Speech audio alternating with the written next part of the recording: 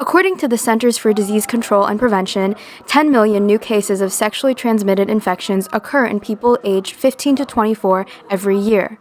College campus populations, like Yale's, fall right in the center of that age demographic. The CDC also states that these new cases of STIs are 100% preventable. But in order to prevent the spread of STIs, individuals need to be aware of their sexual partner's STI statuses. The reality is that having conversations about sexual health and STIs is uncomfortable, and people don't have it, basically for two reasons. These conversations are awkward, and even if you had the conversation, nobody carries their test results around with them, so there's no way to verify that what somebody is telling you is true. So here's the $16 billion healthcare question. How do we encourage more individuals to get tested and to share those test results with partners? A group of Yale grad students are proposing an answer to this question in the form of a new app. My name is Brian DeAngelis. I'm a third-year PhD student in neuroscience here at Yale. And I'm William Gray. I'm a fourth-year student in pharmacology, studying infectious diseases. And not with us here today, but an integral part of our team is Zainab Aslam. And together we are the founders of WeCheck.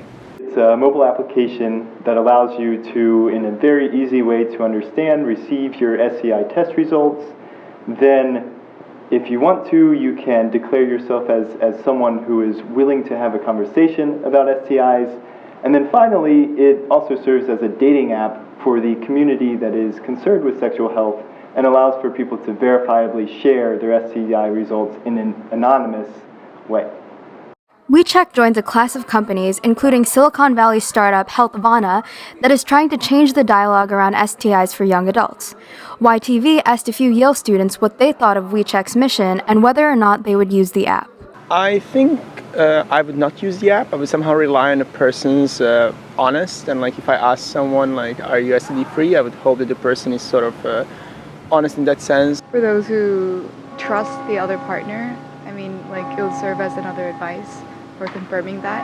I'm not sure if everyone will use it though, because it might have some privacy issues. It seems like a good resource for people to have, but it also seems like a dangerous database depending on who's storing it. It would be really uncomfortable for people who do have STIs and kind of just no big deal for people who don't. I think one thing that a lot of people don't realize is chlamydia and gonorrhea can sometimes lead to permanent infertility. And the fact that one night in school, one bad decision can lead to something that alters your life forever is pretty scary to me, and that's something I really would like to prevent, if at all possible. That was kind of the genesis for this idea, where in undergrad you have a lot of friends, and obviously they're not, these are intelligent people, but they're not really making the most responsible choices. And then afterwards, somebody is like, oh, well, is this a pimple, or is this contact dermatitis? Other students interviewed supported this aspect of WeCheck's mission and affirmed that they would use the app to prevent STI transmission. Absolutely, yeah.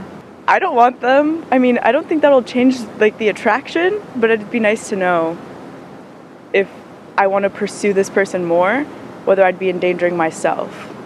I think it will catch on with some time. I don't think students would want to start using it right away, but once a few people start using it and find out how beneficial it is in getting to know other people and also being safer in the hookup culture. But I think it's overall a great idea. No one likes to get STIs, I don't think. So it would be really great to have a source that tells you that. But I think it's really critical to make sure that the database is secure and that it's an optional process. Ideally, WeCheck would be a layer that exists in the world of dating in the same way that vehicle history reports are a layer in the used car market.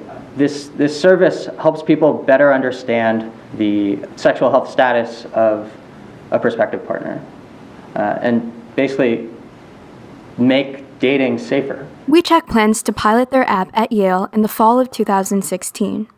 For YTV, this has been Anamika Veeramani. Of the asset classes invested, each generates its own returns. In fiscal year 2015, the gains from the investments totaled $2.6 billion. When Yale's endowment earns more in a year than the university spends, Yale's endowment grows. This year, $1.5 billion went back.